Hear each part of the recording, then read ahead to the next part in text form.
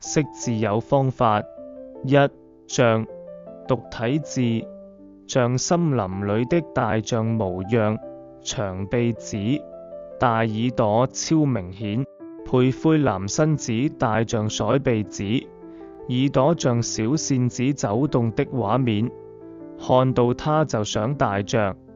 這個字就是象，象。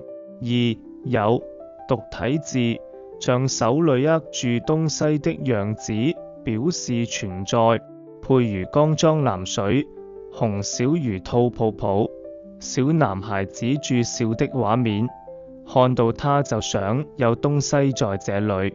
這個字就是有。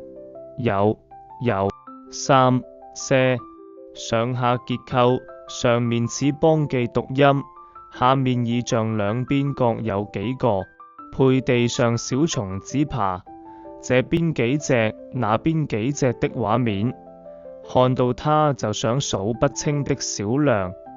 這個字就是些。四、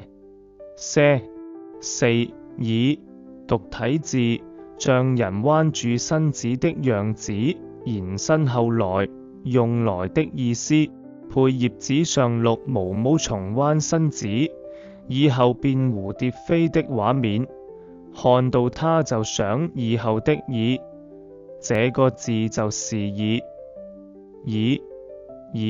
五、前，上下結構，上面像船頭尖尖朝前，下面像船身，配小河上中式小船，尖尖船頭朝綠樹開的畫面，看到它就想向前。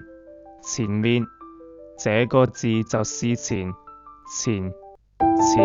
總結，學會漢字，象，有，些，此加二，以，前，上部像船頭加。